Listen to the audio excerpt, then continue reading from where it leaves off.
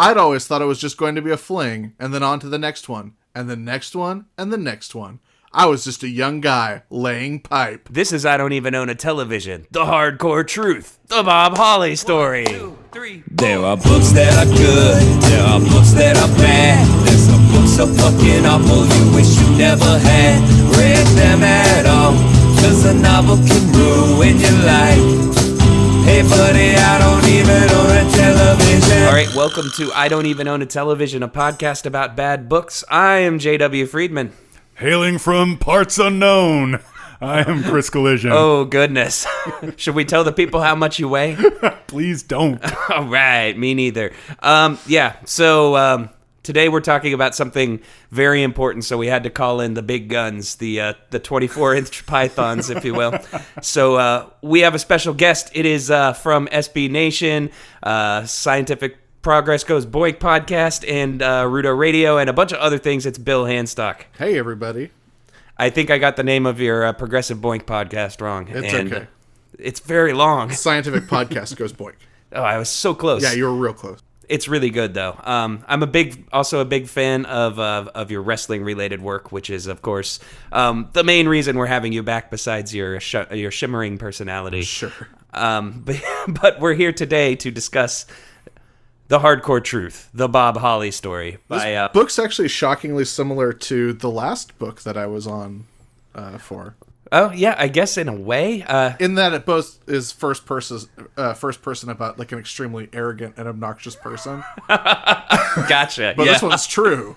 I was trying to do those hurdles in my mind because, yeah, for people who didn't hear, the last time Bill was on, we talked about a book about corporate espionage in the world of Silicon Valley. So it's a little different, but kind of not. I don't know.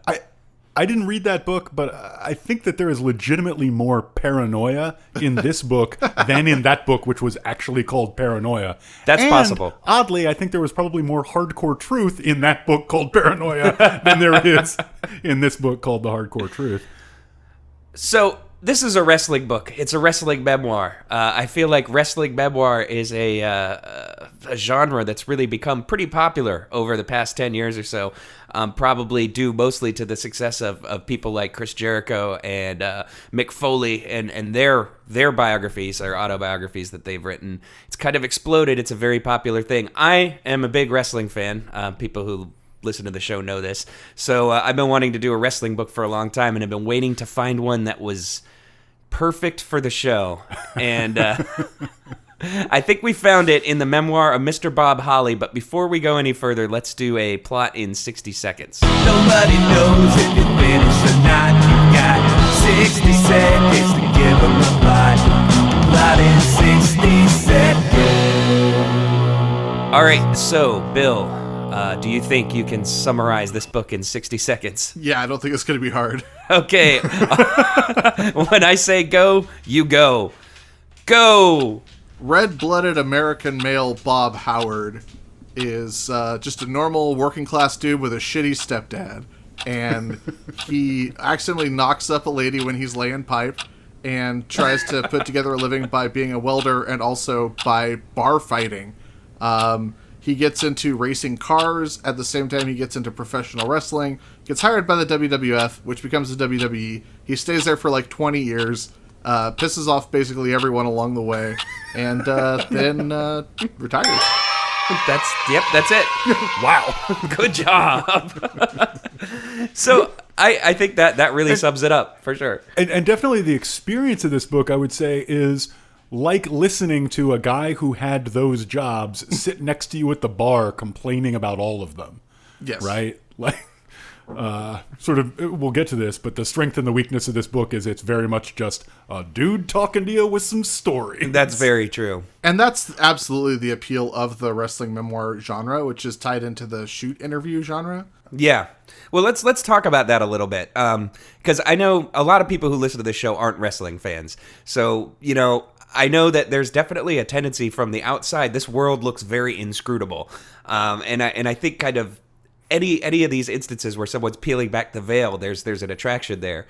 And what you're talking about, a shoot interview, like maybe you want to enlighten people about what that actually means. So, in the parlance of our times, the wrestling times, There is pro wrestling is involves something called kayfabe, which is the carny illusion that what you're watching is real. So there's within the world of kayfabe, you have what's a work and what's a shoot.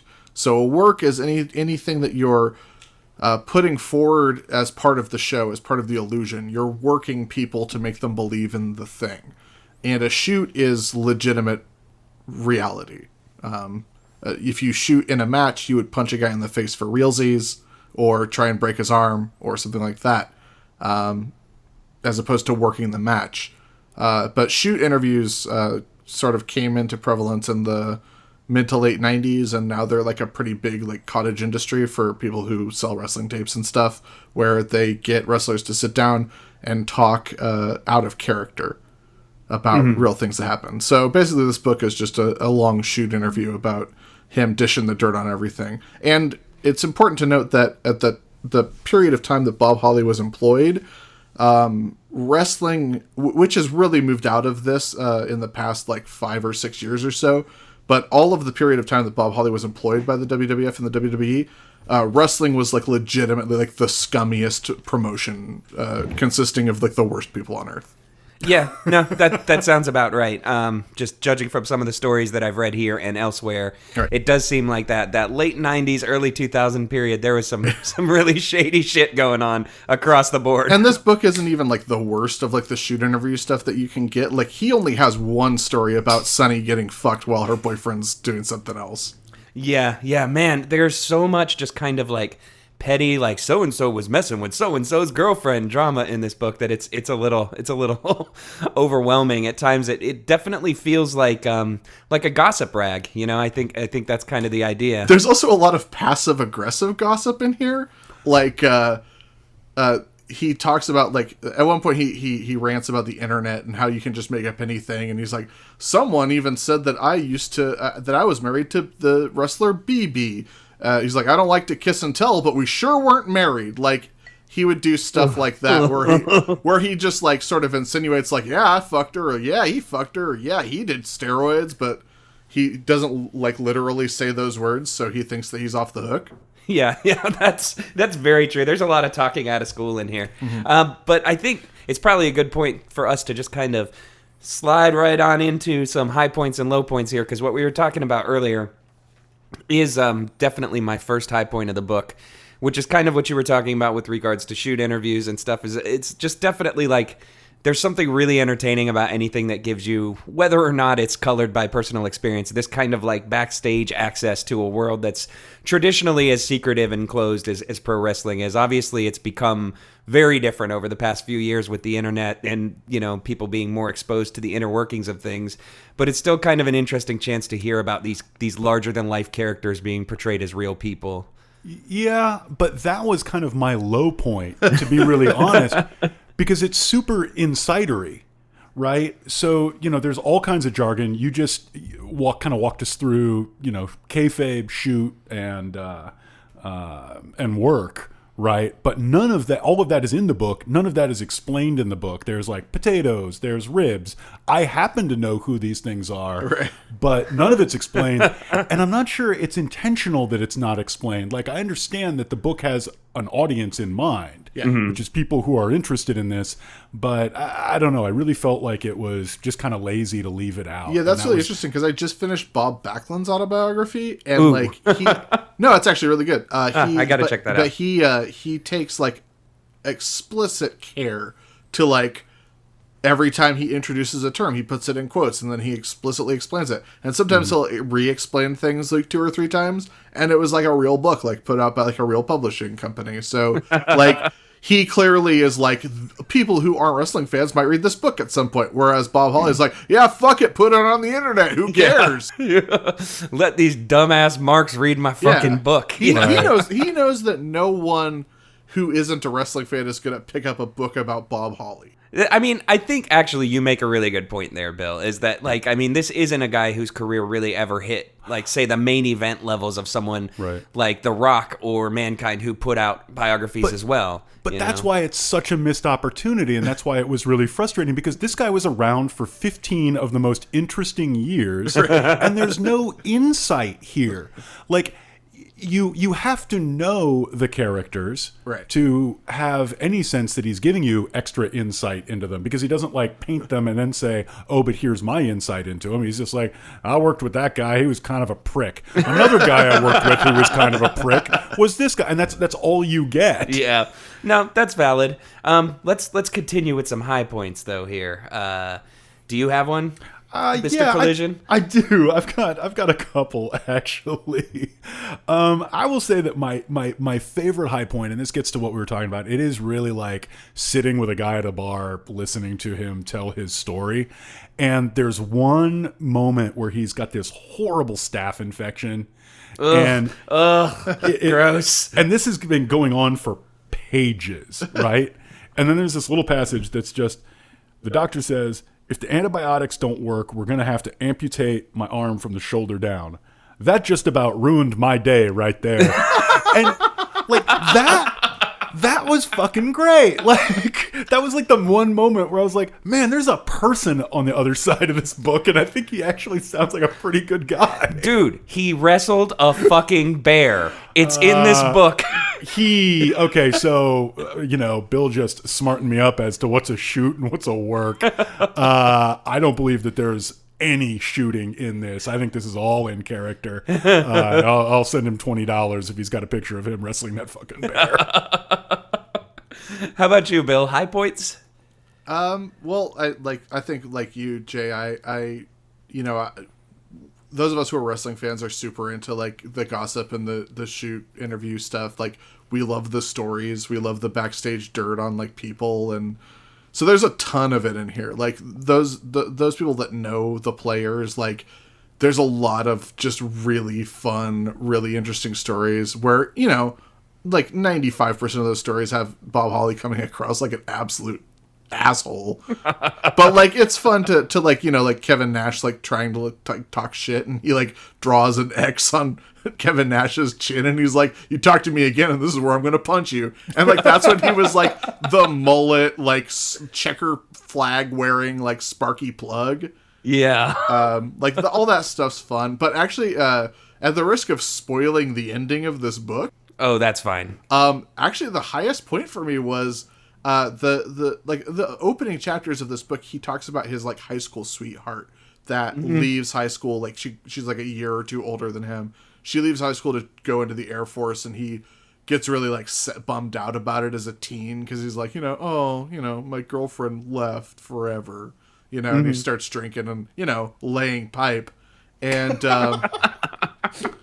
and like a few times throughout the book, he like just touches back on like, I was near an Air Force base and I wondered if so-and-so was there. Like, just like idly tossing it off. And then like the last chapter, or second to last chapter, he like reveals that in like 2009, he like looked her up on Facebook, and she had been widowed for a couple years, and they got back in touch. And then like now they're fucking married and together. And like, I honestly was like, I wasn't expecting it out of this book, but I was like, man, I'm so happy for him. Like, yeah. It was like a really cool like reveal, and like that like subtle hand of him like weaving that in through the story, like that's way more deft than anything else in this book. Like, and you wouldn't imagine that he would be capable of such subtlety, Yeah. And even before that, my high point was when he kind of loses her, because it's this passage that says, the last time I saw her was the summer of 1981. We lost touch after that summer. Over the years, I often thought of her and was heartbroken every time I'd hear a Bob Seger song on the radio. And like, yeah, it's a little goofy, but like that's about as much insight into that guy as you ever get. It was like this really effective moment for me. Yeah, and to kind of speak to what Bill was just saying too, I think it's really sweet, and it comes off as very sincere, because despite this book having a co-writer, nothing in it is as deft or as maybe affecting as when he's talking about this relationship. So it really comes across very clearly that, you know, like he really does care about her, and he was thinking about her this whole time, and it's surprisingly sweet. So yeah, I agree with that. Yeah. I also feel like I need to put something on Front Street real quick before we go any further. Or Back wrestling jargon. during the Attitude Era, I was a huge Bob Holly mark. Whoa, those existed. Yeah, I was like, when he became Hardcore Holly, I was like, this is fucking rad. Like, this is the dude that was a joke for years, and he's still around, and now he's doing something different and cool. And I got like super into him, and then especially when Crash Holly showed up, Yeah, I was like, whoa, the Holly cousins are like my favorite thing about wrestling right now. So for a few years, I was like way into Bob Holly. This is amazing. Yeah. And You so that's are just- the target audience for this book. pretty much, yeah. Like, I don't know. I think it's interesting. Like, and I knew that there weren't very many people who were like, yeah, Bob Holly, I'd like to see more of him. But like, I sort of validate all of his delusions in this book. yeah, yeah. We Well- should get to those. Well, we're about to, because moving on to low points, I think my first one here is probably going to resonate with a lot of people who have read this, probably with you guys as well, and that the general tone of this book is one of frustration and maybe borders on bitterness at times, in that just about every chapter in this book, great pains are taken to inform you that the reason that Bob wasn't more successful in the WWE is that he was so good that they couldn't use him as a star, because they had to use him against the new guys so that they could learn how to be as good as Bob Holly was, and that's the reason he wasn't successful. And I was describing this to a friend of my friend of the show, actually, Casey Occolini, who's going to be running sound at our live show. Hint, hint. And he said, this sounds like Kenny Powers. And now I've been unable to get that out of my head. Like, the first few episodes of Eastbound and Down, when Kenny Powers is narrating his memoirs into the dictaphone, that could be this book. And just kind of the tone can be a little rough to get through. It definitely doesn't put you in a good mood, I would say. Right. Yeah, that was sort of my biggest low was you're just spending a lot of time with what comes across as this very blustery, sour person. But after I read that, I finished a couple days early, which is rare for me. And I got a little curious, and I went and, he tells some of these same stories on podcasts, and he's on Twitter now. And it really changed how I felt about it, because the book does feel very bitter, and I had all these instances of that. But then you hear him talk, and instead of him being like, the fuck, why didn't I ever make it, was the question I was asking. Right. On a podcast, he's just like, I do ask myself sometimes why I never made it. And he responds to everybody who ats him on Twitter, and he always ends with a smiley face. Like, I don't think he is that bitter. I think this book was, to its detriment, kind of written in character. Right. And it's much less interesting than the actual guy who did this interesting job for 15 years and, did not rise to the very top of his profession, as most of us don't. Yeah. No, I mean, there's something very, like, admirable in kind of the workaday, blue-collar kind of approach that this guy takes to something that is, no matter how weird and strange it might be, it's part of the entertainment business. Right. And it's rare anytime you run into an entertainer that is so kind of workmanlike about what he does, to the point where it's very admirable, I think. He was definitely putting work in and day out. And it does a really good job of de-glamorizing it, too, because he talks about, like, down to the penny, like, what you make and don't make doing this job. And these guys are not living like rock stars. Yeah, that was super illuminating. Like, the fact that when he joined, like, during the new what was it called? The New Generation. When he joined during the New Generation era of WWF, like, he was getting paid $50 a match. That's fucking crazy. Yeah. I mean, there's something really cool about, throughout the whole thing, he's talking about he's a welder. He's a union welder. Yeah. Now he's a TIG welder. And, like, there's parts of the book where he's going to wrestling school and debuting on TV, and then the next page, he's just as excited about going to get his TIG welding certification, because he knows that he can provide a living even if wrestling falls through. And it's like, I don't know. I mean, there's something very, very respectable about that, I think. So. Yeah, you don't hear, like, CM Punk saying, I can always go back to my trade. Singing in a hardcore band. We're running really long here, but let's do one more round real quick of, let's start out with low points and then we'll bring it back up at the end again.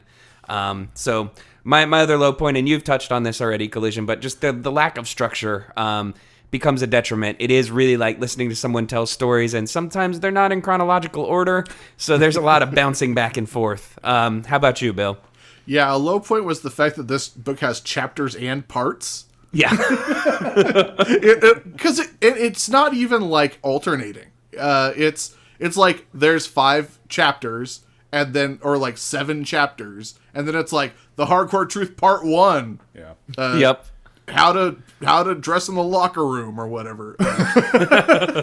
Make sure that you don't hide your dong or people will think you're a wimp. Yeah.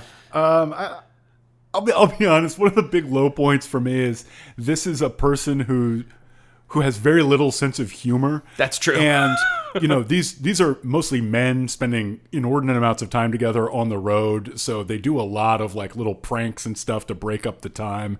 And the only kind of prank he describes ever playing is repeatedly telling a guy, yes, I will meet with you today to talk to you about our match tonight, and not showing up.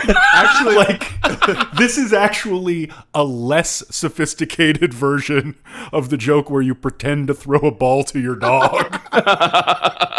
And this is like Actually, one of the things that I remarked on, and I don't know if there's another segment that this falls into, but all of his, like, the things that tickle Bob Holly the most are things that very easily could get a lot of people killed. Yes. That is so true. And he tells, like, the most fun he has in this book is lightheartedly, like, laughing about things where I'm like, this is horrifying. Yeah, that's pretty true. It's like, it was hilarious when we drove the wrong way down that one-way street with my eyes closed or whatever. Like, they kept yelling at me to quit. It's like, thanks, Tyler Durden. Yeah, it's like that Far Side cartoon about primitive humor. Yeah. Like his sense of what's funny is very much like, did a guy fall down? Yes. Great. Hilarious. 10 out of 10. Did somebody take something that comes out of their body and put it in someone else's locker or duffel bag? Like, 5 stars. Hilarious comedy. Yeah. Oh, okay. So my last high point here is just, and I think this kind of speaks to what you were mentioning earlier, Collision, is just that I feel like Bob Holly is a dude for better or for worse. If you follow wrestling, you know this. If you don't, you probably just from what we've been saying can gather. He's got a bit of a reputation as a bully, and just kind of a hard-nosed asshole that's difficult to get along with. And reading this book, I think, really did kind of do a lot to reform him in my mind. Like, I didn't come out of this thinking that he was that guy. I came out of it thinking he might be a little hard to get along with, but it's not because he's a bully. It seems like he's just very serious about what he does and doesn't really take a lot of shit and doesn't really have a sense of humor. But he seems like a very sincere and good guy, and I didn't really have that impression of him before reading this. So the last chapter of the book is called How You Like Me Now, to which I respond, much better. So that's my high point. My last high point, I guess, is the chapter on, and I just want to, in case we don't come back to this later, the chapter on Chris Benoit, because it's really, like, sort of surprisingly intense, and it also comes across very clearly that Bob Holly is a man who has a lot of very difficult, conflicting emotions about his good friend Chris Benoit, who became a murderer. Yeah. So it was, I thought that was a really good chapter. Like, it had some stuff where I was kind of like, whoa. And also, it's very much someone writing through trying to wrap their head around how to feel about someone that they knew for a long time. Yeah, it's interesting because, this is Chris Benoit is a guy who murdered his family, for people who don't know. And, there are a lot of theories about why. He definitely suffered a lot of traumatic brain injury. He was involved with drugs. There was a lot of theories, a lot of excuses. And generally when people talk or write about this, they really dance around the topic for obvious reasons, And we don't even want to get into it too deep here. But I will say that, the chapter about that in this book was probably one of the most illuminating kind of head-on tacklings of the topic that I've read. And despite the fact that I think Hawley maybe kind of writes him a pass at times for things that maybe he shouldn't, it was still really interesting to see it described in detail by somebody who was willing to be sort of introspective about it instead of just being like, oh no, we can't talk about this. But you know, I don't really agree with the conclusions that Hawley comes to, but it was just really interesting to read someone who was close to Chris Benoit sort of try and deal with the whole situation. Yeah, definitely. So we can probably take a quick break here, listen to some, I'm sure it'll be quiet, tasteful music, not at all about asses. And we will be right back, and we'll play some games and do some segments. All right. I'm a nice man. Yeah, I'm a nice man.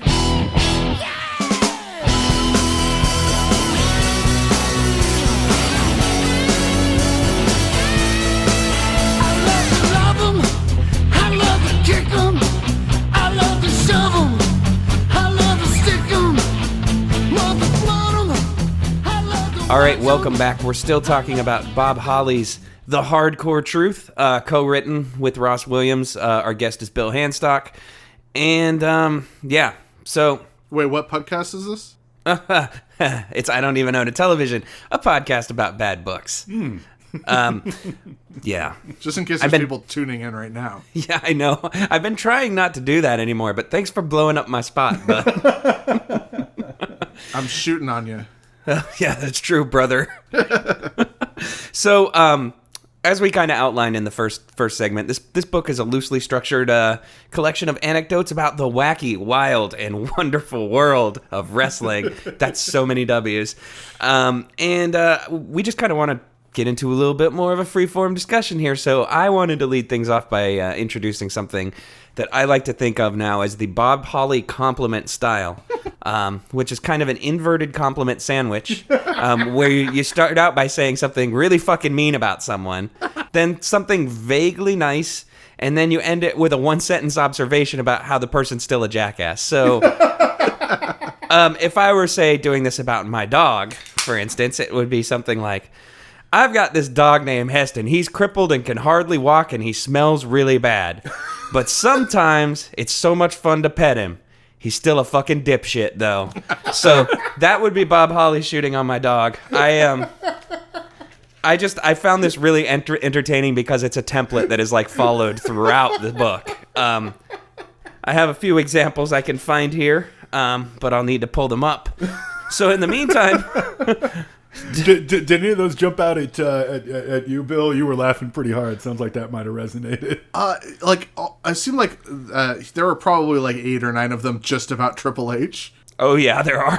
That's what jumped out at me. And Triple H's Bob Hawley's relationship with Triple H is a roller coaster ride throughout this entire book, and and it's funny because he is basically like, when I first met Triple H, he worked really hard, but then he became an ass kisser and just wanted to suck up to people and take all the money for himself. He's still one of the best wrestlers in the business, but I hate his guts.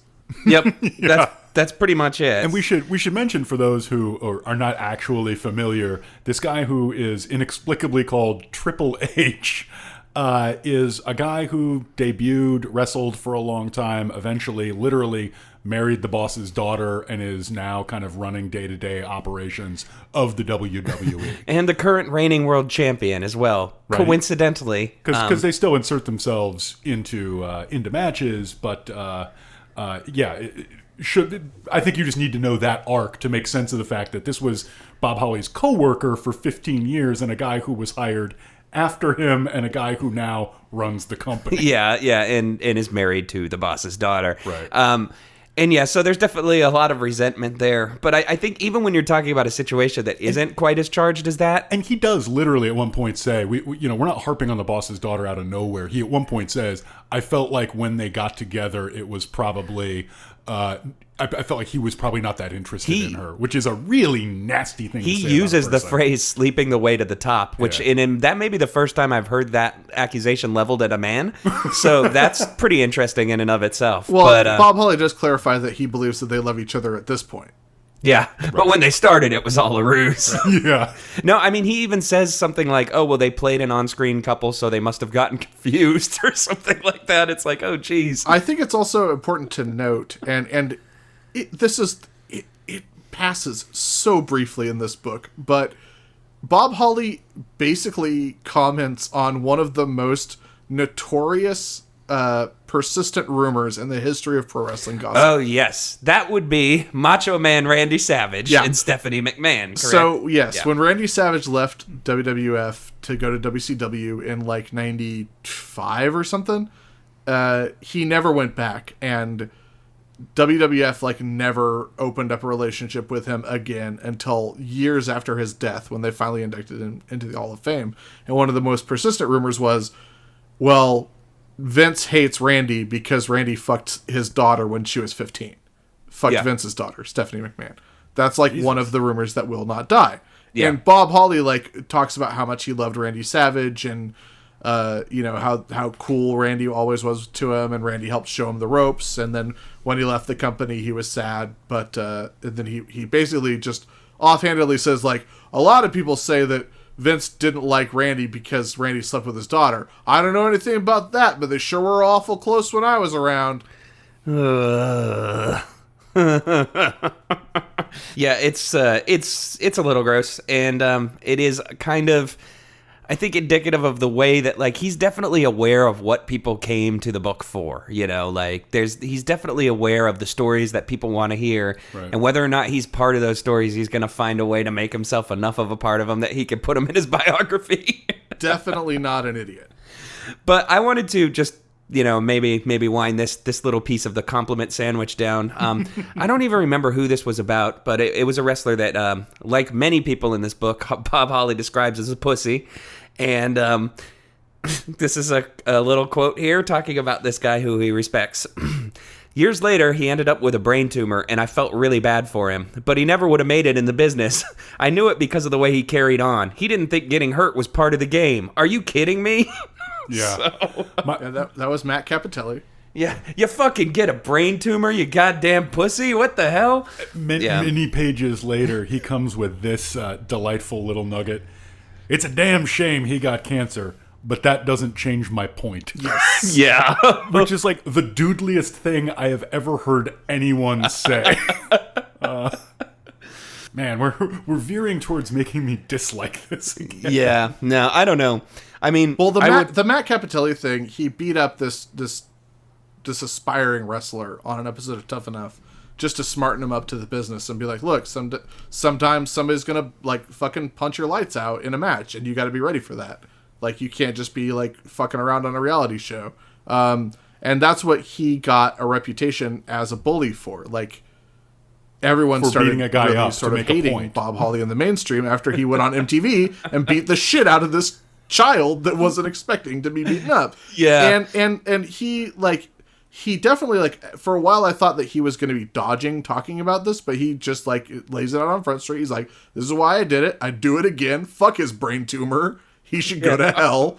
But then later in the book, he talks about Daniel Puder, who was in another season of Tough Enough, and Bob Holly sort of gets some facts wrong about why people disliked Daniel Puder, but when I was rewatching all the Royal Rumbles again recently, like the Royal Rumble that I didn't like, a lot of people have had problems with watching the Royal Rumble where Chris Benoit wins, because it's an hour of people being like, Chris Benoit's tough, he won't give up. Like, I didn't really have a problem like watching that again. What I did have a problem with was in 2005 when Daniel Puder came to the ring and Chris Benoit and Eddie Guerrero and Bob Holly were in the ring with him, and they spent like 6 minutes just beating the piss out of this kid, like as a public hazing, and then dumping him. Yeah. And Bob Holly like is like basically like cackling with glee when he recounts this story. He's like, we sure had a good old time tuning that boy up, I tell you. The thing that really kind of bugs me the most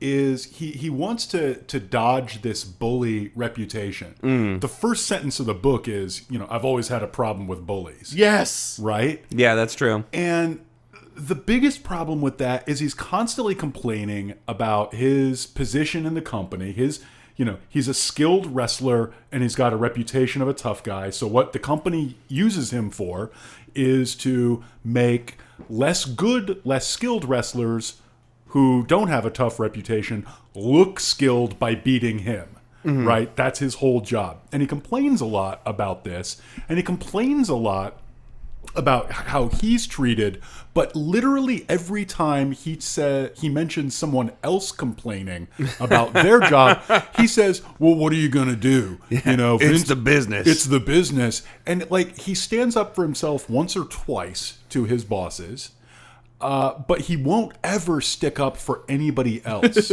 And that's why, that's to me as unsavory about him as his bully reputation. Yeah. Right? Because at the end of the day, he really won't even stand up for himself that much. And he's just kind of beating the crap out of and hazing people who are weaker than him. And that's the only way he ever exercises his power. It's kind of off-putting. Well, I think... And I mean, I think Bill can probably speak to this too, because you definitely have, quite a large working knowledge of the history of wrestling and stuff like that. But I feel like wrestling is one of these worlds where, as we mentioned earlier, this evolved from literal carnies. Right. This is a world that, like it or not, there is a lot of tradition associated with it. And over the years, a lot of that is kind of going away. But I feel like, and this is less prevalent now, but especially in the 80s and 90s as wrestling kind of started to open up more to the bigger world, there were a lot of people, and I think Bob Holly is definitely one of these people who really felt like it was really important that these traditions are adhered to keep the culture of the sport. And unfortunately, a lot of those traditions are, involve things like hazing the fuck out of new guys or, shitting in people's duffel bags to be funny and stuff. And so I was just curious if, if you have anything really to speak to about that as far as how Holly fits into this world of other kind of notorious wrestling bullies, like current Hall of Fame inductee, I believe, JBL, who's also kind of notorious for hazing the shit out of people and stuff. And whether you see this as kind of part of a tradition or whether it is just people acting out and being dickheads. Bob Holly's book actually explains JBL to an extent that I've never considered before. Where JBL just wants JBL, like Bob Holly, they just want to be in fights. And JBL, has gotten his clock cleaned backstage, but, according to Bob Holly's book, JBL's like, fuck it, I got knocked out. Who cares? At least I got in a fight. Which explains a lot. It explains JBL to a level where I think I finally understand him now, i.e. he's just a psychopath. Yeah. But at least that makes some sense instead of hey, I'm going to hold down a new guy in the shower and stick things up his butt. What? He just wants to fight people, But I think that Collision, bringing up the very opening of the book, sort of points out that, Bob Holly, I think, has a fundamental, misunderstanding of what a bully is. Because, he opens the book by saying, I always hated bullies. And, the immediate example he gets is, my friend's older brothers or whoever used to pour cold water on me from a bucket. So one time they did that and I chased them down and beat the ever-loving dog shit out of them. Yeah, it's have you ever wondered what goes through the mind of a bully? Right. It's this book. These fucking bullies keep crying when I try to play jokes on them. Yeah, I think that Bob Holly, because of his formative years, thinks a bully equals someone who is fucking with me. Yeah. Someone did something I don't like. I hate bullies. Yeah, right. That sounds about right, actually. That's a really good diagnosis.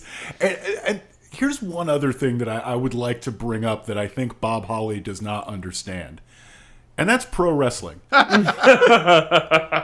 There's this scene at the end of the book that's supposed to be this really big scene where he walks up to Triple H, his boss, and Stephanie, the owner Also of the his company, boss. also his boss, owner of a daughter of the owner, a woman who's literally grown up knowing nothing but this business, probably knows everything there is to know about the business, and he says, "I just heard the announcers talking about how I'm one of the toughest guys around.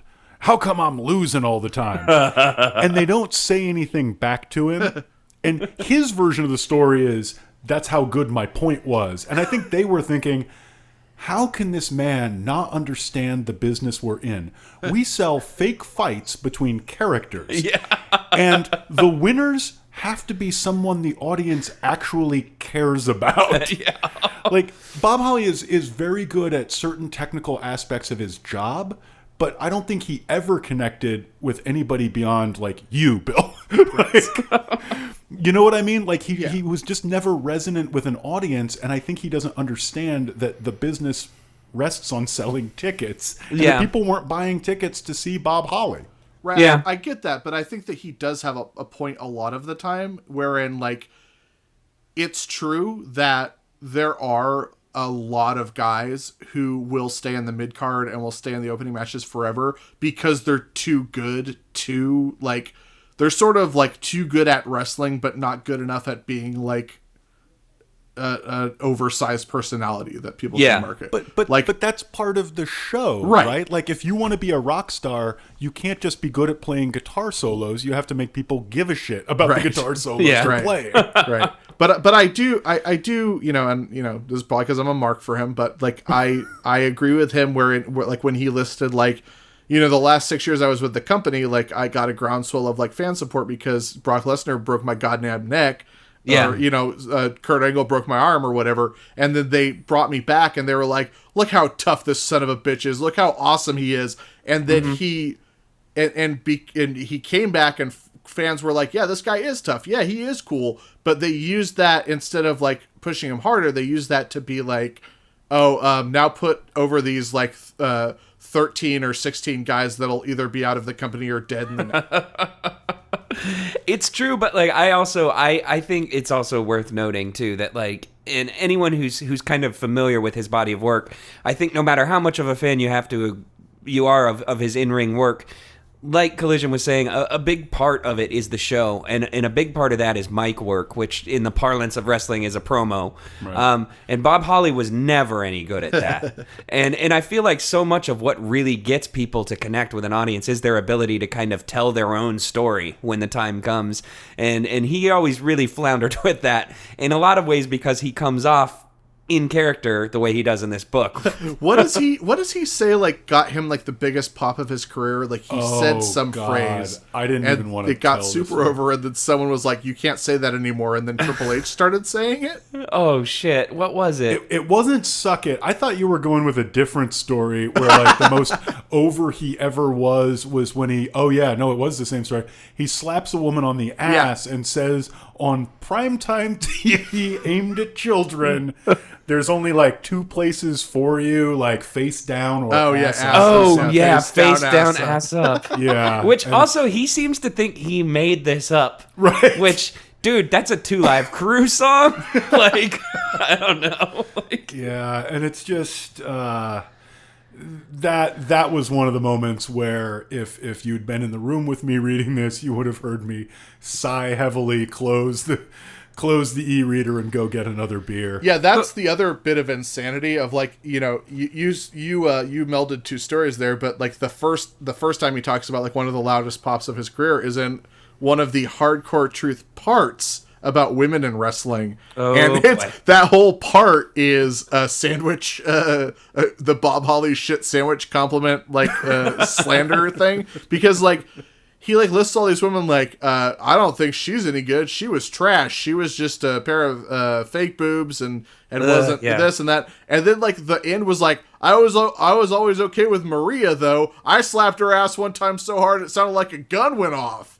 Like that's like because he's like, she showed me the bruise. Sonny was okay on the mic. Like Trish Stratus worked hard and got okay in the ring. And then he's like, these are the few women that I was okay with, like Medusa. Like, she was good. And then he's like, I was always cool with Maria, though. And then instead of, like, saying why he was cool with Maria, he was like, I sure hit her ass hard one time. Yeah, it's really, really uncomfortable. I had kind of managed to write that entire chapter out of my head because I really enjoy women's wrestling, and Bob Holly definitely has very few positive things to say about it as a whole. So, which is also extra hilarious because, and I'm going to get a little deep here for 1 second, is most people who fondly remember Bob Holly do so when he was part of the whole Holly family tag team group, which involved a woman named Molly Holly, who is a super fucking good wrestler and really good at promos, and is not mentioned in this book beyond one sentence. It's really, and that sentence is in the whole chapter about how women's wrestling is dumb. So yeah, that was a little upsetting. I don't know. Okay, we should probably close up this segment, and then we will come back and actually do some games. Unlike my bad Bob Holly-like promo earlier where I falsely promised something. But really, we're going to come back with a segment where Jay is going to take on Bill in the squared circle and pin him 1, 2, 3. If by squared circle you mean dramatic readings, then yes, we will be right back.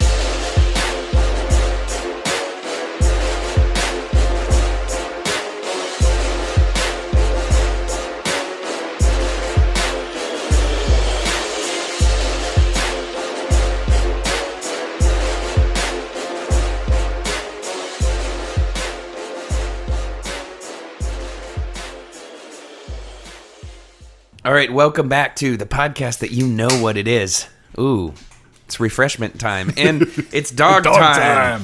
Only on I Don't Even Own a Television. Clickety-clackety. We are talking about The Hardcore Truth, the Bob Holly story, with Bill Hanstock, and we're here in our illustrious third segment, and you know what that means. It's time for dramatic readings. Dramatic readings. We're gonna make it sound recorded. Dramatic readings.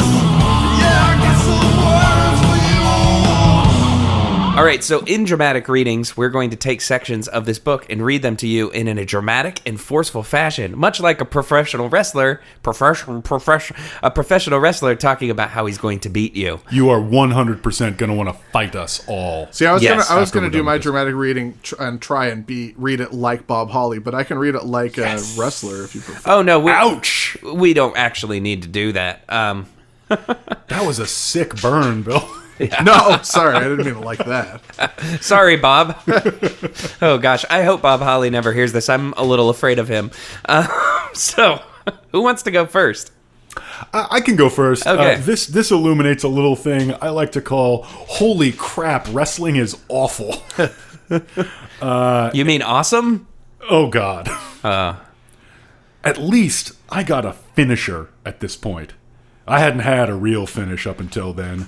I used something off the top rope back when I was Sparky Plug. Either a crossbody, a splash, or a knee drop. After I'd become hardcore, I usually won matches by using foreign objects. I did use a pump handle slam sometimes, but Vince Russo came to me around the time they were starting to push the hell out of Test and asked if I would mind giving the move to him. Do I have a choice? I asked. He replied, not really. So why fucking ask me? I tried the Falcon Arrow for a while, but didn't really like it. It didn't help that Russo wanted to call it the Holocaust. Oh, dear. That got stopped quickly when the office decided the name would offend a lot of people. After I watched a whole bunch of documentaries on the subject, I understood. It's something people don't want to be reminded of. To try and shock people, Russo probably would have had pushed for me to use it to beat Bill Goldberg, Billy Kidman, and all the other Jewish wrestlers. Oh, man. Yeah. So, by wrestling is awful, you mean Vince Russo is awful. I forgot about that, but I remember how much, I was, raising my eyebrows about, after I had done some research. Yes, Yeah. Cursory research on what the Holocaust was.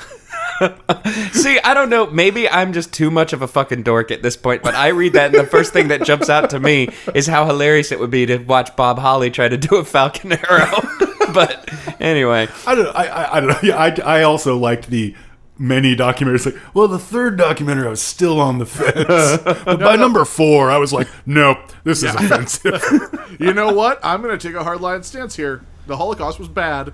Yeah. Unpopular opinions with your host, Bob. That's a shoot, brother. Hitler, not cool, and I'm shooting. No, Bob Holly was the first person I ever saw do a Falcon Arrow, and it sort of blew my mind. I was Well, there you go. That's the coolest move. And then I saw it in a video game, and I was like, the Holocaust. The Holocaust, awesome. No, I was like, well, that's not a good name for that move at all. So, for those who don't know at home, the Falcon Arrow is a complicated wrestling throw that involves a suplex-like start and then involves a twisting kind of power slamish finish. It's very exciting to watch in the Glaven. So, Whoa. What the hell just happened? the pretty ladies and the Glaven. Sorry. Bill, dramatic reading, do you have one? I do. Hit us with it. People always make a big deal about steroids. I never understood the judgmental attitude. Drinking alcohol is far worse for you than doing steroids, and almost everybody drinks. I don't judge people if they want to do that. You do your thing and I'll do mine. How many people do you hear about who die from steroid abuse every year? Very few. How many people die from alcohol abuse? Many, many more. If you watch these reality jail shows, most of the people are drunk off their asses. People make stupid, fatal decisions when drunk and not in the right state of mind. People die every day from drunk drivers, and consider the effect alcohol has elsewhere on the body. Sure, steroids can weaken the heart when taken in excess. Alcohol in excess weakens the heart, the liver, and the kidneys, on top of hugely affecting the brain. People die of alcohol poisoning, cirrhosis of the liver, and so on. A section of the book I like to call, hey, Ross, my co-writer, you're going to look up some effects of alcohol on Wikipedia, right? I just like that. It's so, like, this found poetry is so glorious to me. How many people do you hear about who die from steroid abuse each year? Very few. How many people die from alcohol abuse? Many, many more. Yeah, and I think Jay and I were both snapping in approval as you read that. I've got my bongos at the ready. No, that was great. Top-notch reading, too. I felt like I was right there with the man himself. Man, how come Bob Holly never got a character of the beat poet? That would have been great. The beat poet who will beat you down, brother, in the middle of that ring. Well, don't get too ahead of yourself, man. We still got plenty more games coming up. I've got a dramatic reading here. I picked this for a couple reasons. A, because it's just a great example of Bob Holly being very salty. And B, because it just has so many hilarious names that if you aren't already a wrestling fan, this is going to sound like the funniest gibberish ever. So, here we go. I don't like seeing guys come in and have a spot at the top handed to them. Look at Sheamus. Because he was buddies with Triple H, he was the champion within 6 months. Are you kidding me? He'd only just arrived. It was like Lashley and Lesnar all over again. Guys who got put on top before they'd earned the spot. I knew Sheamus stuck around, but what would have happened if he left? They would have just sacrificed most of their roster for a guy who didn't deserve it. It makes me mad because they got so many guys who are good and do deserve it, but it comes down to politics so much. In any other professional sport, you got your best guys in the best spots. In basketball, you play your best 5 guys. In baseball, you have your best 9 guys. You play your best guys in the big game, but the main event of WrestleMania in 2011 was John Cena versus The Miz, and it was horrible. Despite the fact that John is pretty much the hardest working man in WWE, he's not a good wrestler.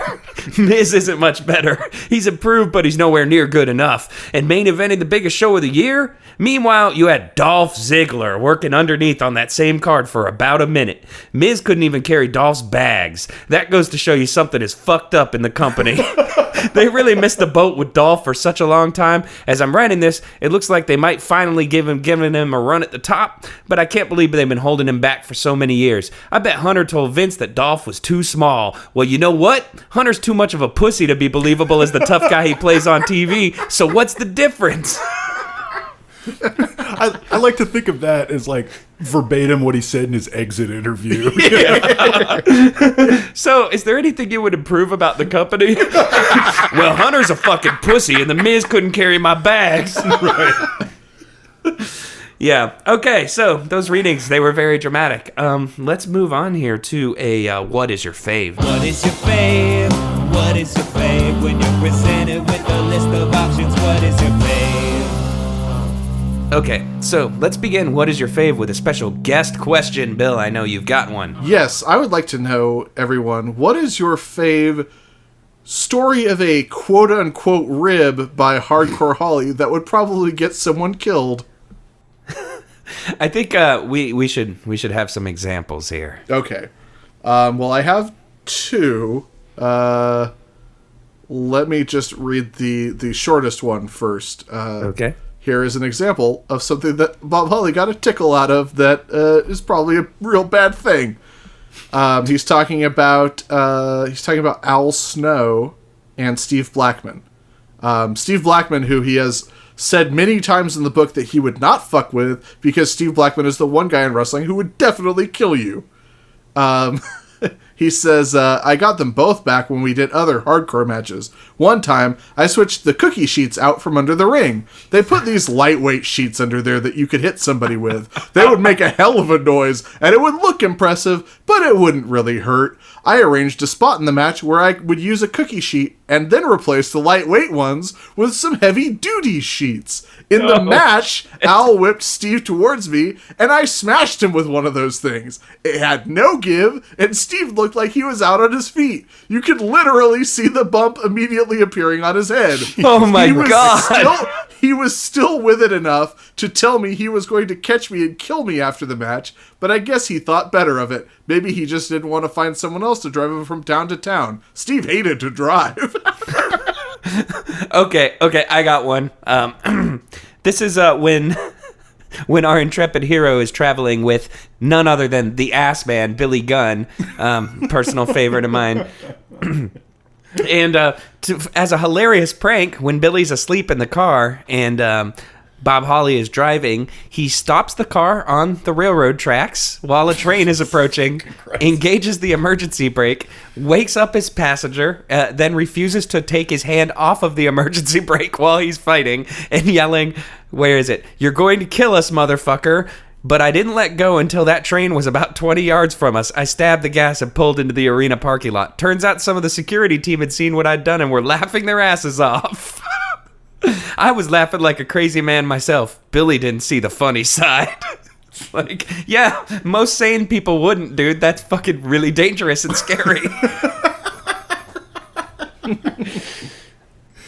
Yeah, I think about the story of like the hilarious time he put one over on somebody that really stuck out to me was when he had a dress code imposed on him, so he very rebelliously would change 2 blocks away from the arena. Yeah, that's like what I used to do in high school when I wasn't allowed to wear a t-shirt, you know? Yeah. Like, just drop me off here, Mom. Yeah. That was probably my favorite, although it wouldn't have killed anybody. So yeah, maybe I would go with the time he assaulted someone with a weapon in a fake fight. Yeah. I gave this guy a concussion and he wasn't expecting it at all. Waka Humor. waka. Boy, was his face red with all the blood running it down it. You know.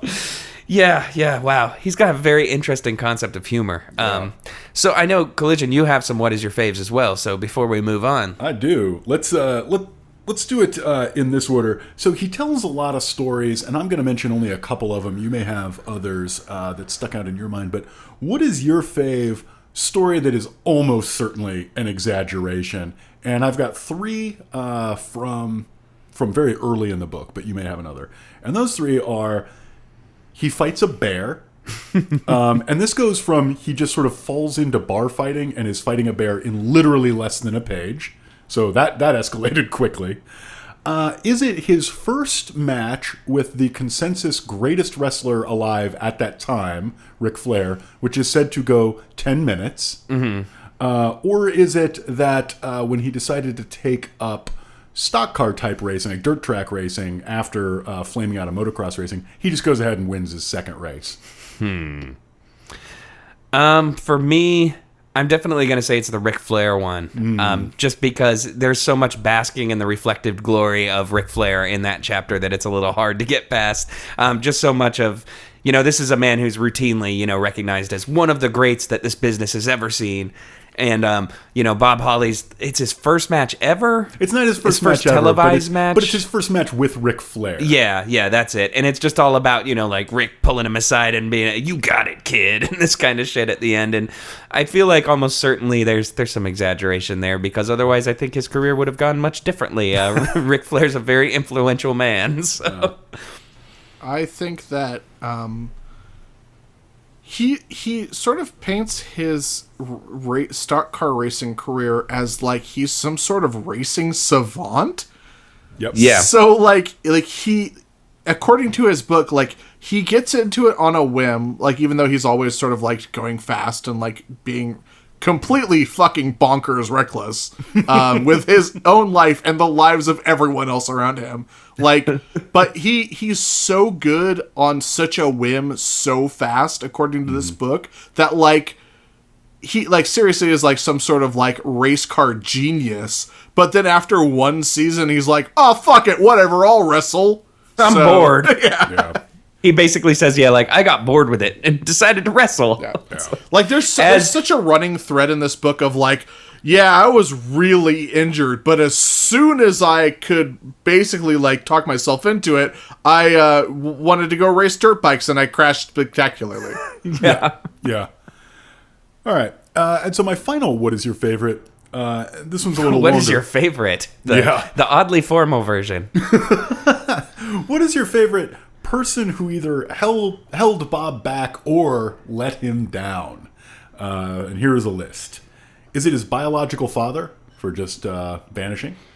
Is it his stepdad Gary for not letting him be a great football player who definitely would have gone to college on a full football scholarship? Was it an unnamed whoever it was who failed to support him, allowing him to become a great motocross racer? Was it his daughter's mother? Was it whoever was stealing money from his first wrestling organization, which caused it to go out of business? Was it Jeff Jarrett? Was it Triple H? Was it the race car driver's father who cheated for his son by being an illegal flag man in NASCAR? Or was it, quote-unquote, management for just always giving the attention to the other guy?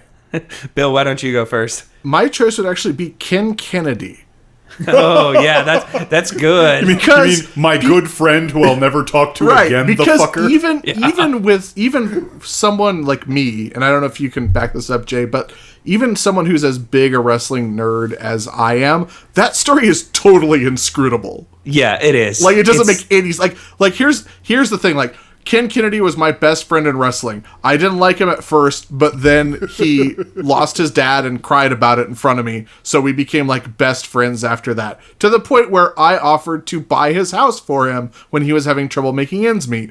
And then it was common knowledge that we would all go into each other's bags and take each other's painkillers because we're all fucking pillheads. So Ken Kennedy had a standing agreement with me that we would go into each other's bags and take pills whenever we needed them. And one day I went into his bag and I said, hey, Ken, I'm taking 4 of these. I'll get you back when I get my next prescription. And he's like, cool. And then I heard around the locker room that I had gone into Ken's bag without asking. And it got me in real hot water. And people called me at home from the front office and said, hey, why are you going into Ken's bag? And I called Ken and I was like, hey, Ken, why would you make up fucking stories about me? And he wouldn't tell me and he wouldn't apologize. And I've never talked to him since. Yeah, that's not that has never happened with two people. Like, it just I don't know. Ooh, man, yeah, it's very confusing. Yeah. For me, I'm just gonna say it's definitely Stepdad Gary because Gary is the best name for an evil stepdad. So.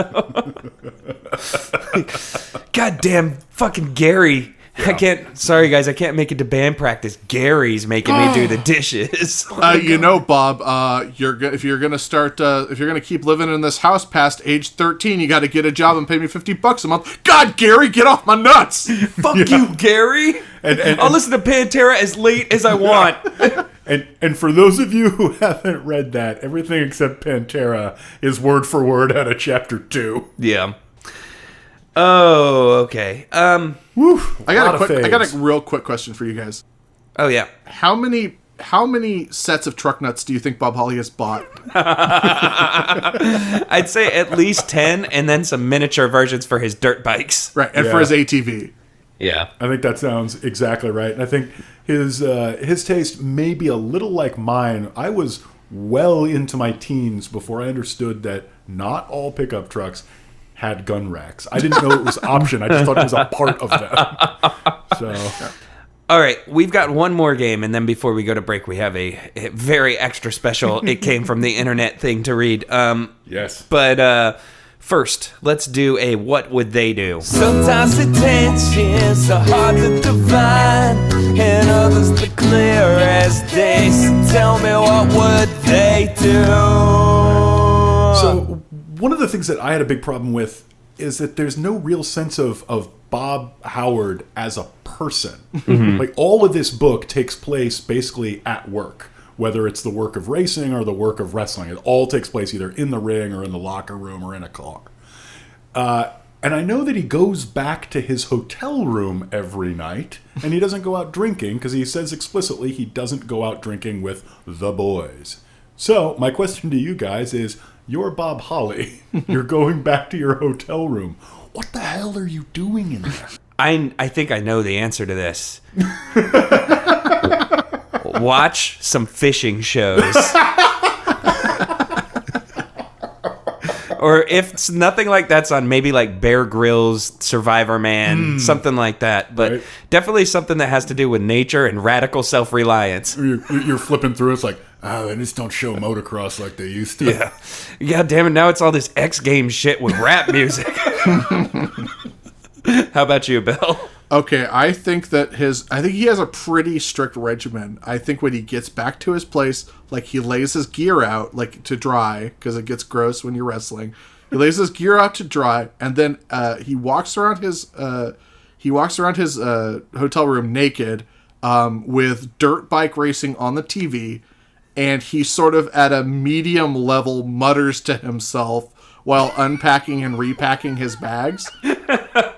And at some point, he puts on like a pair of basketball shorts with no underwear on. He goes down to the ice machine, gets a couple buckets full of ice, comes back, he gets in bed, he turns the light off, he wraps ice in a towel around his shoulders and his legs, and then he sort of just stares into the middle distance in the direction of the TV while occasionally muttering about people that pissed him off during the day until sleep finally overtakes him around 3 or 4 a.m. Oh my god, I've never wanted anybody to animate something from the podcast more than this moment. Holy shit, that was amazing. Harrowing. Oh, do you have one?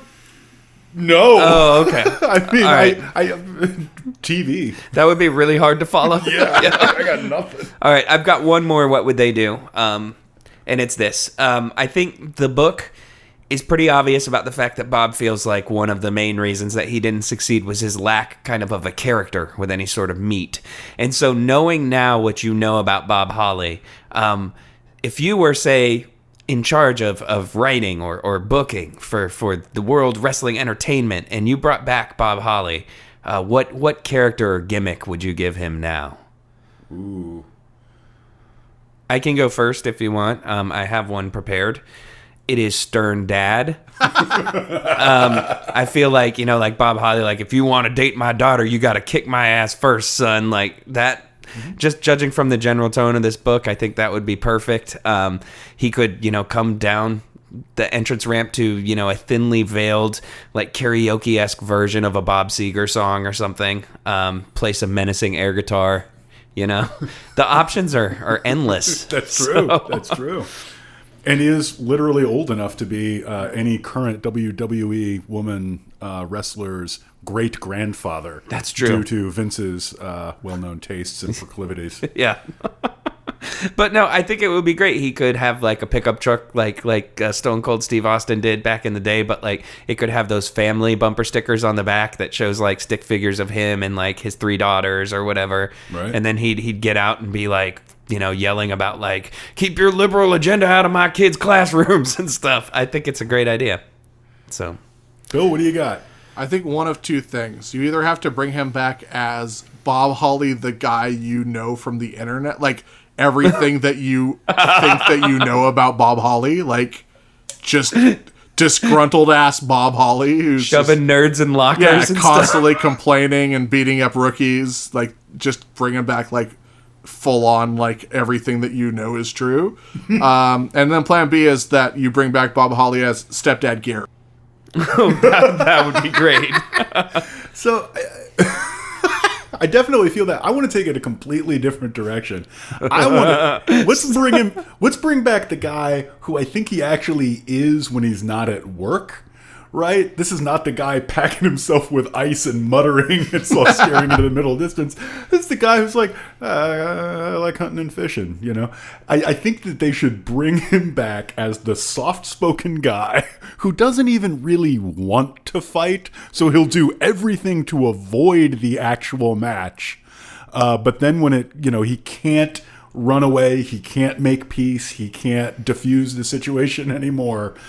He finally fights and is actually turns out pretty good at it. So it's more like the movie character arc of the unexpected hero. Thoreau, the wrestler. Yeah. In a way, but surprisingly tough. Yeah, I was picturing it more like a guy who like Rambo, like he comes back from war and like the last thing he wants is to get back into the shit. Exactly. It's this haunted man. He's like, no, I know what violence is. Like, I'm not going to fight you, Buff Bagwell. Because that's the kind of name that we have here. Yeah. Buff Bagwell. Lots of close-ups on his eyes where he's like, you don't want this war. ...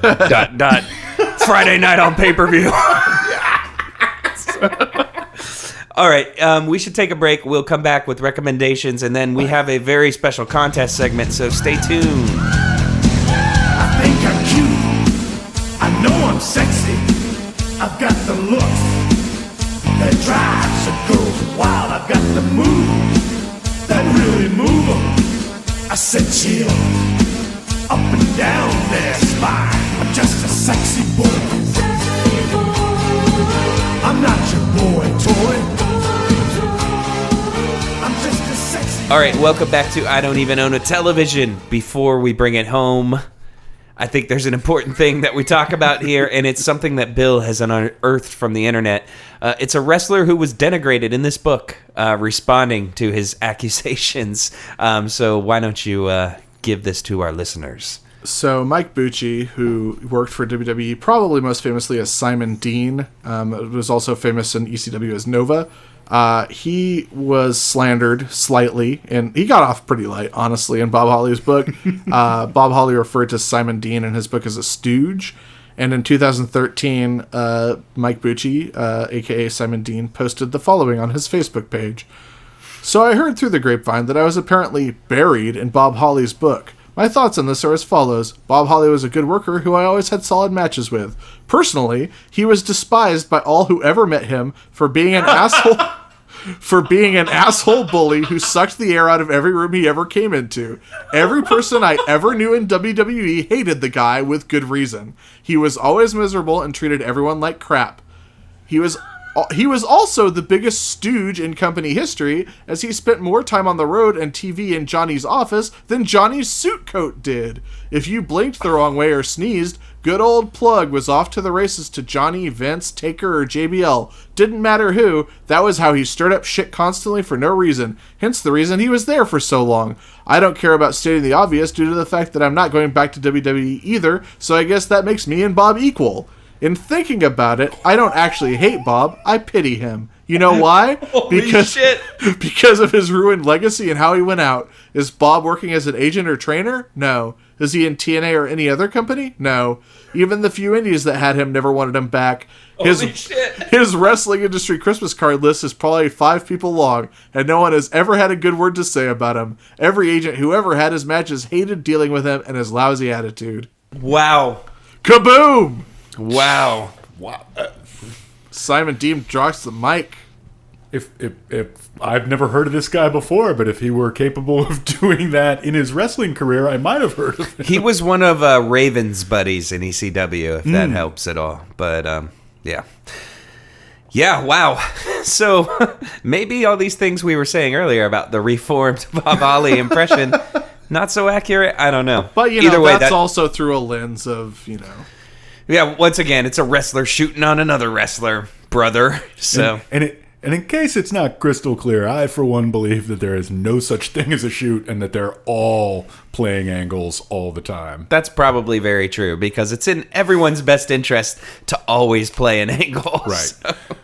Most of which means be dicks to other people, which is one of the reasons wrestling is kind of a bummer, and one of the reasons this book is kind of a bummer. Unless, and this kind of leads us into our next segment here, recommendations. I am not going to recommend this just as the sole thing, but I'm going to recommend that if anyone out there is even remotely interested in the world of wrestling, even just as, wow, this is a weird curiosity, that you go and you look up some shoot interviews on YouTube with Honky Tonk Man, who... If you don't remember him from the 80s, his deal was he was a wrestling Elvis impersonator. He was never really super notable, but now he's the biggest fucking dickhead on the planet. Like, all he does is tell stories about, like, yeah, so-and-so said this to me, and then I caught him smoking a joint in a fucking car, and he's an asshole piece of shit, and stuff like that. There's, you can find an interview with him for about 15 minutes talking about how he doesn't actually believe that several born-again Christian wrestlers are legitimately born-again Christians, and they're obviously just manipulating people so they can have a second career, and it's just the most cynical, fucking irritating thing. So yeah, it's worth looking up just in case you think that like the stuff in this book is unique. It's not, and it's tame. So, but yeah. Good recommendations of things that won't make you hate the world. Collision, how about you go first? Oh, that's actually a terrible lead-in because this recommendation will 100% make you hate the world, but in a completely different way than this book or anything related to it will. And in my never-ending quest to be the most annoying podcast co-host ever, in a podcast about a pro wrestler's as told to type memoir, I'm going to recommend a short story by Ann Carson that appeared in a recent issue of Harper's Magazine. And that is the January issue of Harper's. And it's a story called We've Only Just Begun. And it's very short. It's really a head fuck. It's very difficult to see what's going on. And it's pretty unpleasant, but in a really interesting and kind of unsettling way that I recommend very highly. Awesome. How about you, Bill? I recommend watching Galaxy Quest again if you've never seen it or if you haven't seen it in a while because of, it's one of Alan Rickman's finest performances. And very true. Good way to remember the man. But I also want to recommend, if you're not a wrestling fan at all, if you're a casual wrestling fan, if you're a hardcore wrestling fan, if you have never considered how you feel about wrestling at all, at some point in your life, go to a WrestleMania. That's my recommendation because you're going to have a good time, and it's a spectacle that has no equal in the world. There's no analog to WrestleMania. So go, have a fun time, get scared by some pyro, see a bunch of people yelling at fake fighting, and have the time of your life. Yeah, no, I don't know if I mentioned this on the show, but Senta and I are going to WrestleMania this year in Dallas. We have our tickets. We're like both so excited. It's definitely a lifelong dream of mine since I was a wee lad watching fucking Royal Rumbles and whatnot on the TV. So, and I'm very excited for you, and I hope I'm pretty sure we're going to meet up there. So, yep. And Senta and Jay will be defending their tag team titles. It's true. Look out, motherfuckers. My fighting spirit is the best. So yeah, for me, I'm just going to recommend just to keep things 100% on the level and kind of in keeping with the topic of the show, I am going to suggest a wrestling biography, and it's not Mick Foley's Have a Nice Day because I've already recommended that once before. So in this case, I'm going to say A Lion's Tale by Chris Jericho is an awesome wrestling memoir by a guy who, unfortunately, if you're only familiar with what he's doing now on TV, he's a little embarrassing. But one of the greatest Go on. What's that? Go ahead. Oh, sorry. I was just going to say one of the greatest talkers in wrestling of all time back in his day. And I think his book is very, very entertaining because there's just a lot of his personality in it. You either love it or you hate it. He loves corny jokes and he's larger than life. But the book is great. There's an entire chapter about what a dickhead Vampiro is. So it's good just for that. Is that his first one? Is A Lion's Tail his first? Yes, that's the first one. Okay, because because Chris Jericho has always been a little bit embarrassing. It just he wasn't always embarrassing and 50. Yeah, that's true.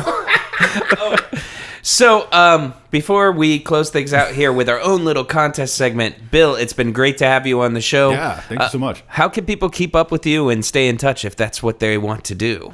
Well, thanks for having me, because this is one of my favorite podcasts, and it's always a pleasure to come on, and I love both of you guys, so thanks. But if people want to keep up with me, they can follow me on Twitter at Sundown Motel, and you can also check me out at progressiveboink.com, cagesideseats.com, spnation.com/wrestling. Yeah, we write about wrestling a lot, and I've got a couple of podcasts, Rudo Radio and Scientific Podcast Goes Boink. Scientific Podcast Goes Boink is not about wrestling at all, although we talk about wrestling sometimes. So it's a lot like this podcast. Oh! Whoa. Well, thank you so much for being on the show. It's been a pleasure. Thank you. A, letter B, letter C, letter D, letter E, letter M, letter G, letter, got a lot of letters. So here on I Don't Even Own a Television, normally we get a lot of letters, and we're continuing to get a lot of letters, but this week we're going to do something special. Very special. So people who follow us on the social medias will know that we've been running a contest, which is basically just a best dramatic reading contest, and the result of which is the winner is going to get to pick the book that we do our next episode about. Yep. As we kill time leading up to our live show. More details later. Live show? 2 episodes away, a live show? That's true. But first, an exciting contest? Yes. So we posted a phone number and an email address on the internet, and we were like, send in your best dramatic readings from a book of your choice. Yep. The winner will be able to submit 3 possible books for us to do, and we'll pick one of those and do an episode about it for number 49, Yep. which will be next episode. And boy, did you all come through. We had a ton of entries to get through, so thank you to everybody there. We're not going to be able to acknowledge all of them, but we listened to them all, and wow. Yeah. You guys knocked us on our ass. So this is just a tiny selection of what we got. Yeah, after listening to all of these, we came up with some highlights here. So we're going to play a few of the ones we liked a lot leading into our champion. So first, let's go ahead and start things off here on a classy note. This is Rachel with Touched by Venom, an excerpt about reptile dicks.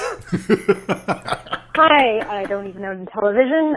This is Rachel Upton reading an excerpt from Touched by Venom, Book 1 of the Dragon Temple Saga, which is a book so bad that no one should ever read it, but I did 10 years ago, and I'd just like you to bear in mind through this reading that this is supposed to be a serious fantasy novel, and it has these paragraphs in it. Right away, I noticed their erections. Truth, I'd been looking for them, as had Wisey and Kobo's twins, Russia and Moxia. All 4 of us poked each other and tittered. Behind us, Mother yanked on Wisey and the twins' braids with her strong potter's hands. She even yanked on my own scabby bristle, causing instant tears. We paid heed, unwise while in the presence of so much masculinity, to mock the phallus. Yelly's Dono still pranced beside me like one crazed. Look at the size of that one, he bellowed. That's the cock. Hey-o! He tugged on his own little thing beneath his sturdy loincloth. A venom cock, they're called. I'd heard the words grunted respectfully among Pottery Clan men. I'd also heard the words mentioned by women wearing a carefully blank expression, cultivated to hide opinion. Understand, women do not revere the venom cock as men do. They see it for what it is, an uncontrollable reaction to an impending event, and a slightly foolish reaction at that. Dono's reverence was a mystery to me back then, made all the more mysterious by his assertions about what a venom cock could do. Slay a woman, cripple a baby, turn pleasurers into deaf, blind, barren idiots. The only truth I knew about the subject was what my eyes told me. The veteran apprentices looked mighty silly waddling up the lane to the whipping bar, their penises pointing the way. And that is probably the most inexplicable thing I have ever read aloud. Thanks, guys. Thanks for the opportunity to do that. Ooh. Reptile dicks. Man, that definitely happened. Yeah, that did. I, for one, will not be the same again. Yeah. So up next, we have a submission here from Matthew, who is a listener not from the States, so he sent us a WAV file instead of calling our phone number, which is fine because break the yokes of the oppressive nationalist phone system is what I'm saying, man. And this is from a book in the Americosis series, so please enjoy. What year is this, he demands, his voice military precise. She stares at him, startled. Silence hangs as heavy and impotent as his monstrous dick. What year is this, he demands again, louder, angrier. The absurdity of the question penetrates the tension. Maybelline laughs, quietly at first, but within seconds it's a full-on hyena cackle. A few more seconds and it's gone, and she's smiling up at the bewildered stranger. Honey, I think we may have to get you to a hospital. You done whacked your head pretty good on the front of my pickup. What the heck were you doing out there? Running around in the dead of night, buck naked, that mighty member of yours swinging round for all to see? I am feeling so macho now. Man, they got a lot of dicks in this contest. It's true. It's almost like people have a weird expectation of this show. I don't know. Okay, so one more standout honorable mention before we go on to our champion here. This is Amber, who sent in a reading from a Worlds of Power novel about Metal Gear, one of my favorite Nintendo games. And this scene is full of action, so listen. Solid Snake waited until the monster was almost on top of him. He waited until he could see the color of the creature's beady eyeball. It was green. Then, and only then, did he turn and aim the rocket launcher dead on target. But would the launcher fire or misfire again? Baroom! The last explosion caught the giant lumbering creature full in the chest. With an eerie high scream, it flew into a million poisonous fragments. Solid Snake was clear. Thank you. And I just want to point out that the author of this book recommends for anyone reading it Across 5 Aprils, All Quiet on the Western Front, and Young Man in Vietnam. So, enjoy. Oh my God, it's like I was right there. Yeah, man. I mean, if as we've done before, if you really like hearing someone describe someone else playing a video game, this may be for you. Yeah. And so finally, this is the winner of the contest. Woo! I think before we even, read or play the reading here, it's worth noting that I think both of us kind of agree here that what really made this stand out is not just necessarily the excerpt itself, but how well it kind of encapsulates the spirit of the show and where we both kind of hope that people could tell we're coming from. Yeah. So in a sense, like, everybody who submitted is a winner and everybody who's listening is a winner. And in another sense, this person is the winner of this particular contest. Yes. So this was Sarah's excerpt from How to Write a Romance. And this really encapsulates what I don't even know what television is all about. It seems to have become the fashion to deride writers of romance who, like myself, draw a veil over the lovemaking. I do this because I have respect for my hero and his girl. I feel they are entitled to their privacy when they want to be alone to express their love. I won't provide a peephole for the reader to peer through, but I will leave the reader the means by which she can use her imagination. If you pour a power of feeling into your story, then it will come alive of its own. And there will be no need to fill up the pages by resorting to the easy ploy of describing sexual activity. Enough of that, and the book is soon written, if you can call it a book. I call such books sex manuals. I call such writers love cheats. They are cheating the readers out of the suspense and conflict of a real love story. They are palming off on the readers a sexual lollipop, and it leaves a sickly aftertaste in the mouth. Okay, so congratulations, Sarah. We'll be reaching out to you and getting your suggestions for what books we're going to do. Yep. And the next episode you listen to will be about a book of your choice. So you did it. Awesome. So one more plug before we go. We are going to be doing a live show in like 3 weeks, February the 21st. Yep. February the 21st, 2 o'clock p.m. at Stage Werx Theater in beautiful Mission District of San Francisco, California, just off 16th and Valencia. You can buy tickets to this. In fact, you must buy tickets to this, and you can do so by going to brownpapertickets.com and searching for IDEO TV. Note, do not search for IDEO TV Pod. Search for IDEO TV, and you will find it. Okay. You can also find it all over our Twitter or Facebook. Worst comes to worst, just email the show. I'll email you a link. It's fine. Yeah. But you'll find it. But yeah. February the 21st, which is a Sunday, we're going to be doing the show. Doors are going to be at 2. So that's when you're going to want to get there. Afterwards, we're going to be headed down the street to a bar to hang out and have a little meetup and some drinks. Yeah.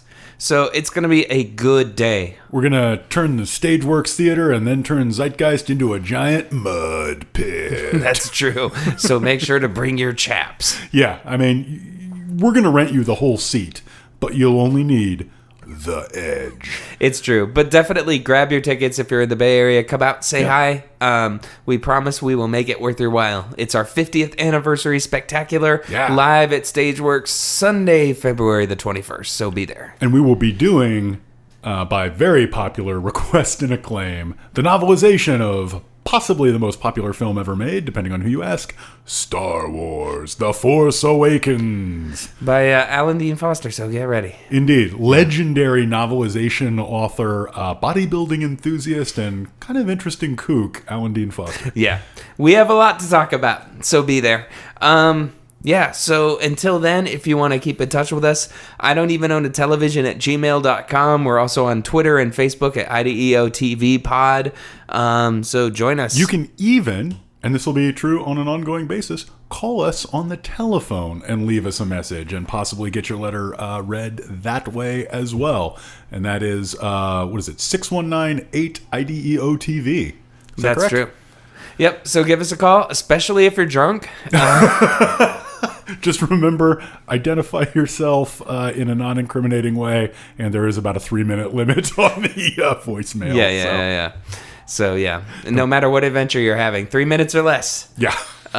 Cool. So thanks for listening. Next week we will be doing a very special contest winner recommendation, and until then, keep reading crap.